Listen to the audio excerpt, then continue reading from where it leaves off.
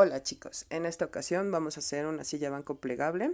Vamos a comenzar con una primera parte que es el diseño. Primero vamos a hacer el trazo en papel para que nos quede de esta forma. Les voy a ir explicando poco a poco cuáles son las medidas. Lo primero que vamos a hacer es utilizar una regla, lápiz para comenzar a hacer los trazos. Para transportar una imagen que veamos en algún lugar o algún mueble, tenemos que pensar siempre en la manera de cómo vamos a hacer el diseño, las medidas y luego traspasarlo al papel. Aquí apenas se alcanza a ver parte del diseño. Vamos a hacer dos partes laterales. Al principio vimos la imagen de cómo va a quedar nuestra silla banco y vamos a utilizar dos tablas de 20 por 30 centímetros. Eso es porque es un banco pequeño para niño, pero si queremos que sea un poquito más grande, lo único que vamos a hacer es crecer un poquito la medida de la altura. En vez de que sea de 20 centímetros, la podemos hacer de 30 o 40 centímetros. Nuestras medidas serán las siguientes. En la base de nuestro banco va a ser de 30. Vamos a utilizar tabla maciza, porque como es una pieza que va a estar arrastrando, debe de ser bastante resistente. El MDF se deshace y el triplay también se empieza a descascarar. Entonces lo que vamos a utilizar es tabla de 3/4 de pulgada. Tenemos los dos laterales que ya les expliqué, con una parte intermedia que es una curva de 15 centímetros y la parte de arriba va a tener 20 centímetros. El cuadro que se ve en el diseño del lado derecho mide 20 por 30 centímetros, que es el ancho del asiento. Posteriormente vamos a utilizar dos tablas largas que serán de 35 centímetros para hacer los respaldos y dos tablas de 30 centímetros para hacer la parte intermedia y para hacer el respaldo. El respaldo va a ser un poquito más grande, de 30 centímetros, calculando el ancho de nuestras tiras laterales. Aquí tenemos la tabla, podemos utilizar cualquier tipo de tabla reciclada. Vamos a cortar con la ayuda del perro, vamos a utilizar el serrucho. Primero vamos a cortar de un lado hasta la parte intermedia. Hay que sostener firmemente para que no se nos la dé la pieza. El perro es un accesorio muy importante, ya lo vimos anteriormente. Y ya que tenemos cortada nuestra pieza de un lado, como es demasiado ancha, la vamos a voltear. ¿Para qué? Para llegar a la parte intermedia. Esta pieza va a ser, es la que les expliqué al principio, son 30 centímetros por 20. Y de aquí vamos a utilizar tres tablas del mismo tamaño. Dos para las patas laterales y una para el asiento. Ya que tenemos cortada nuestra pieza, lo que vamos a hacer es ir marcando a la mitad de nuestra tabla y a partir de ahí vamos a medir 20 centímetros para hacer nuestras líneas inclinadas y que sean la parte ancha de la pata y la parte angosta donde va a ir nuestro asiento.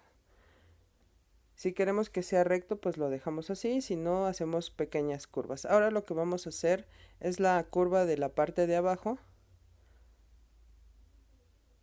Vamos a marcar 10 centímetros, 5 centímetros, perdón, de la base hacia la parte intermedia. Y luego en la parte central vamos a marcar 15 centímetros. A partir de ahí vamos a tomar la escuadra y vamos a hacer la curva. ¿Para qué? Para que finalmente no arrastre toda la tabla y eso sea parte de las patitas de nuestra mesa banco. Queda bastante resistente, bastante maciza y esto le da un poquito más de estabilidad porque no está totalmente reposada sobre el piso. Ya tenemos aquí el diseño así como lo vimos en el dibujo y lo que vamos a hacer es cortar. A pesar de que es una tabla de madera maciza, Si no tenemos una caladora o tenemos otro tipo de accesorios, aquí podemos ver que con la ayuda del arco de marquetería también se pueden cortar piezas gruesas. Es un poquito más difícil, pero no es imposible. Entonces, con el arco de marquetería también lo podemos hacer. En el caso de que sí tengamos una caladora de mesa o una caladora de mano, pues es mucho más fácil, porque esto no lo podemos hacer con la ayuda del serrucho. Entonces, a la larga, el arco de marquetería sigue siendo bastante útil, pues para pequeñas cosas y para darnos cuenta de que sí podemos hacer cualquier tipo de corte, nada más hay que tener mucho cuidado y hacer la sincronía adecuada al momento de cortar para no estar rompiendo a cada rato las ceguetas. Ya que tenemos la pieza cortada, vamos a proceder a cortar del otro lado. Como les digo, sí es cansado, es un poquito complicado, pero pues aquí ya están los resultados. Inmediatamente después vamos a traspasar el diseño para que nos quede igual, y aquí el trabajo ya lo vamos a hacer con una sierra caladora de mano. Es mucho más rápido. Las herramientas nos ayudan a agilizar el trabajo, pero si no tenemos ningún tipo de herramienta, también lo podemos hacer de forma manual, aunque el proceso va a ser un poquito más lento. Al momento de usar la caladora, lo más importante es que hay que sostener bien la pieza. También hay que verificar que nuestra cegueta tenga buen filo para que corte mucho más rápido, pero obviamente es muchísimo más sencillo. Igual para los cortes que hicimos a mano con el serrucho, también lo podemos hacer con este tipo de caladora.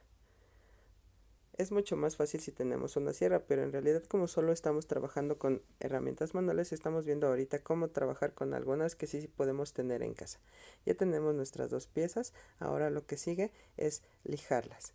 Esta madera, como es reciclada, pues tiene un poquito más de asperezas, tiene suciedad o está muy astillada. Y como en este caso las marcas que hicimos para que se viera nos deja la marca del plumón, entonces es necesario quitar todo el exceso de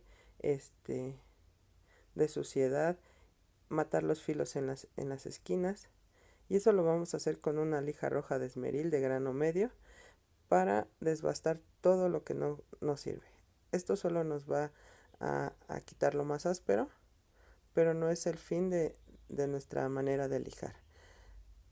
Si se dan cuenta, la diferencia entre una madera ya que ya le quitamos todas las asperezas y una que todavía está burda, pues es bastante grande. Esta misma lija la vamos a utilizar en los costados para matar y para redondear. Ya una vez que ya tenemos la pieza como queremos que esté de limpia, ahora sí vamos a utilizar la lija de madera, que es la amarillita de grano medio. El grano será de 180 o de 220 para que nos deje la pieza mucho mejor.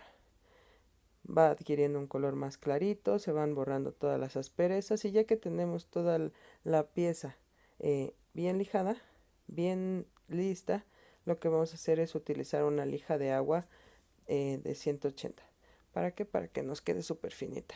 Ahora sí, aquí vemos la base. Vamos a presentar para que vean cómo va quedando más o menos.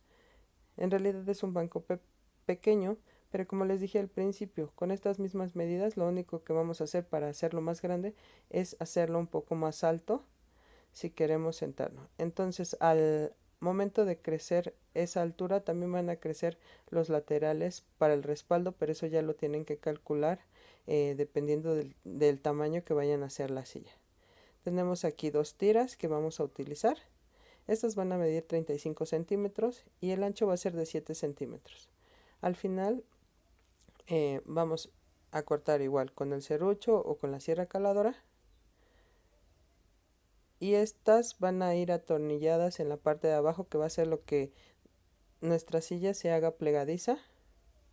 Y después vamos a marcar la parte del respaldo.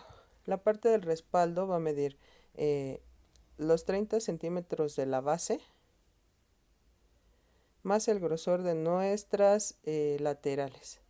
Entonces, como mis tablas son de 3/4, que son aproximadamente 2 centímetros, nuestra tabla que va a ir en el respaldo va a ser de 34 centímetros.